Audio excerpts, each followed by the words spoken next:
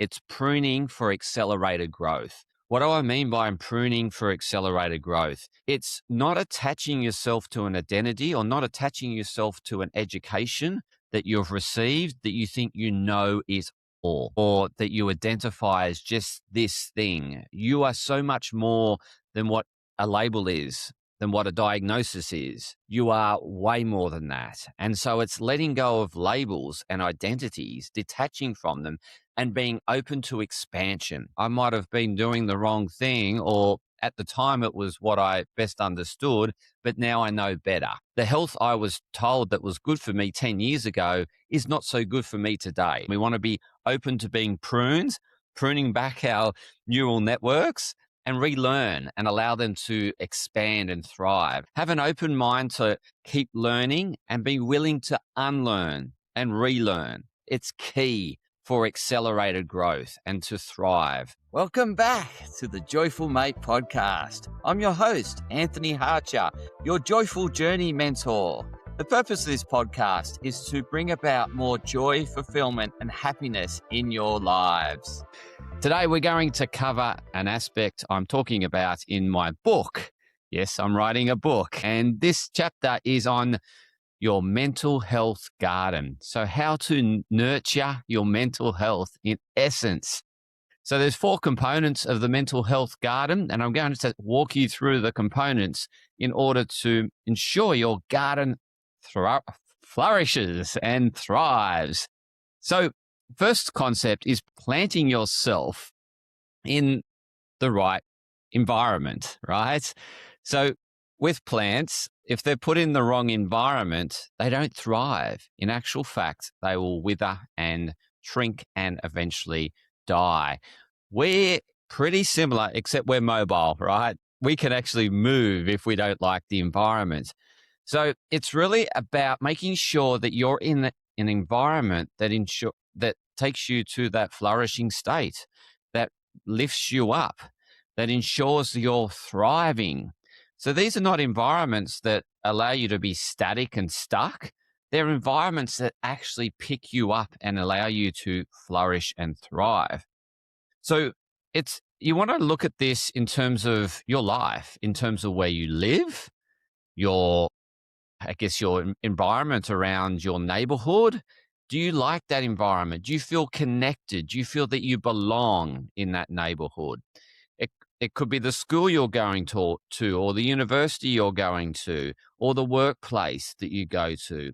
Is that environment ensuring that you thrive and flourish? So think about those environments, the home environment and the workplace or the study place. You want to make sure that these environments that you're in and associated with are really helping you be the best version of you, as opposed to really they can really bring you down in terms of if you're in a toxic environment where gossip is ripe and there's lots of people, bitching and moaning, constant negativity. These environments can really bring you down. So if you're in one of these environments, the first step is to step out. And I talk to this with my clients. Often they are really struggling, but it's the workplace they're in, or it's the relationship they're in. So that's the other environment you want to look at with. Who are you residing at home with? Is it a relationship where you're supporting one another?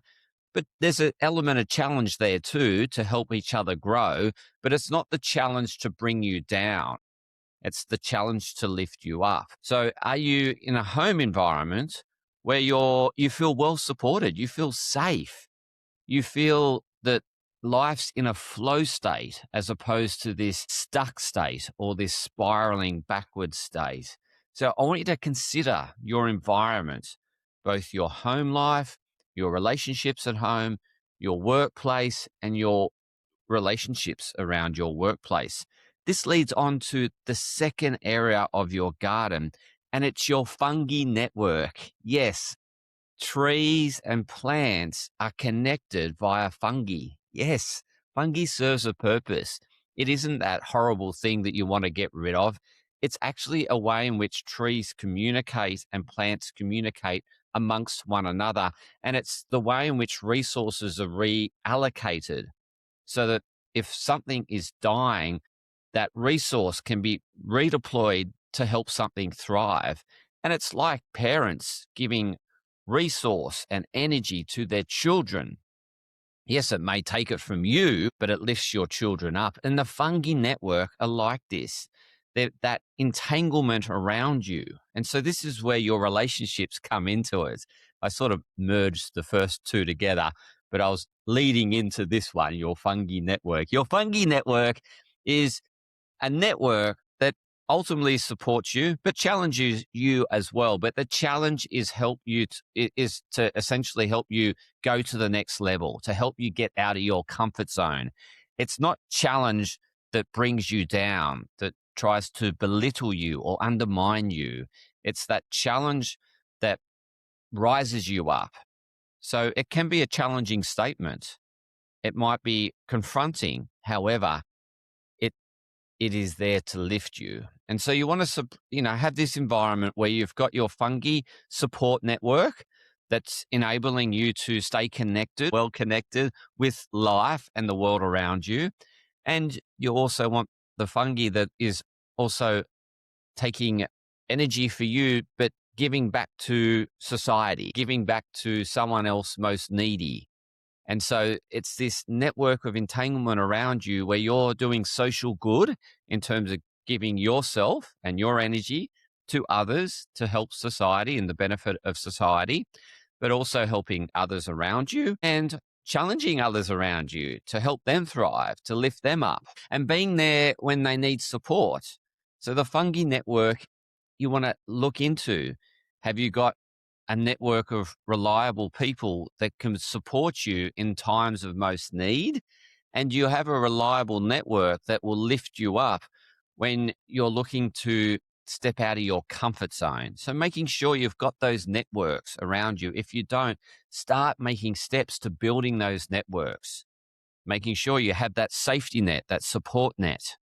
Also making sure you have that net, or not net, it's a trampoline that lifts you up, that bounces you up, that takes you to the next level out of your comfort zone. So you want both environments.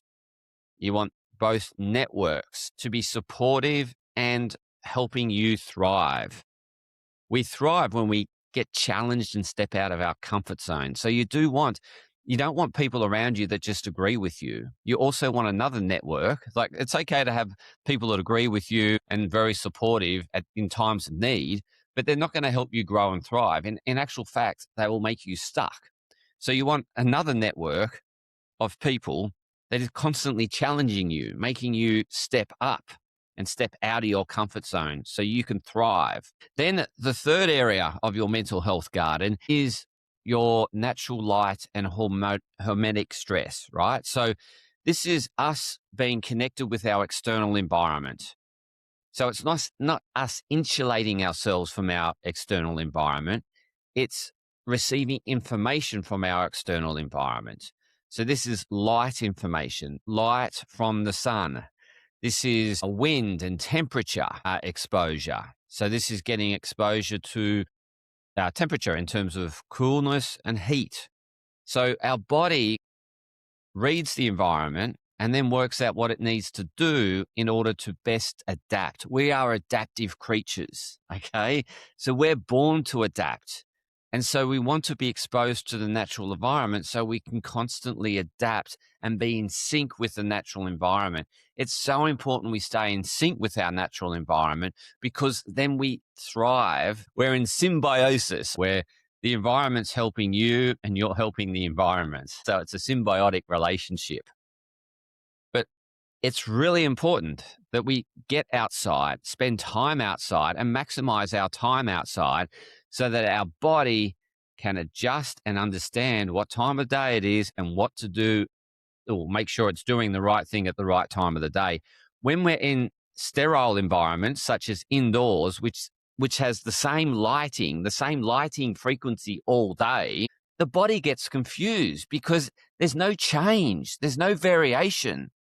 It's born to adapt. It's looking for change in the environment in order to change in the body. Your body will become stuck in a sterile environment, which is the indoor environment today. So maximizing your time outside and getting exposure to the temperature. So yes, feeling the cold. So it's not rugging yourself up so that you're always toasty.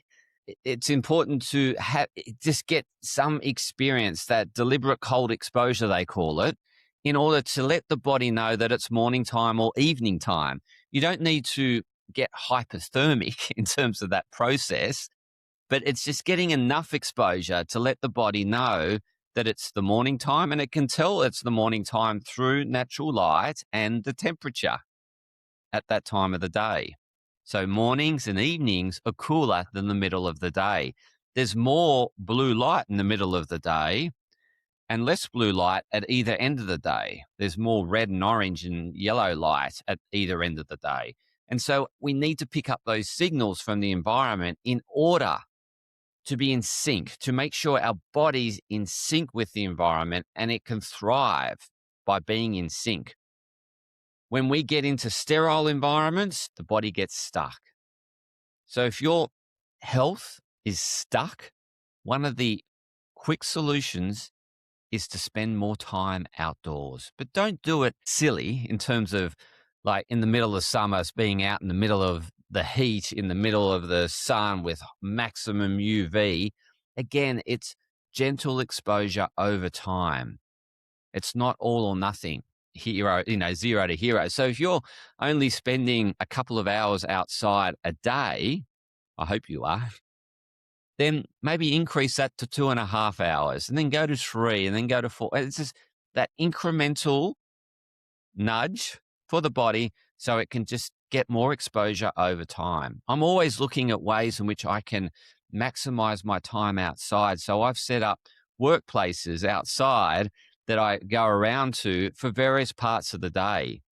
In the morning, I get full morning light exposure, but in the middle of the day, I'll be under a tree, for example, but still working and doing what I need to do, but just choosing that right environment so my body's getting the signals it needs in order to be most adaptive and in order to be in this symbiosis with the environment. So it's working together in harmony as one, not as a isolated body, right?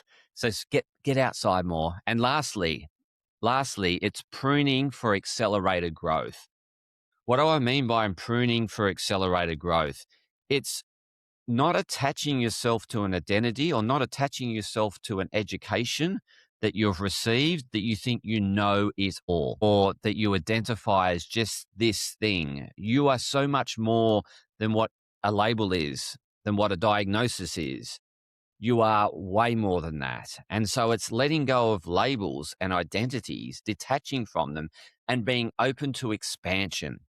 And so this can mean cutting back ties in terms of relationships or networks. It can remain like removing yourself from the environment, going to a new environment. It can be pruning what you know. So it's being able to say, oh, I might have been doing the wrong thing, or at the time it was what I best understood, but now I know better.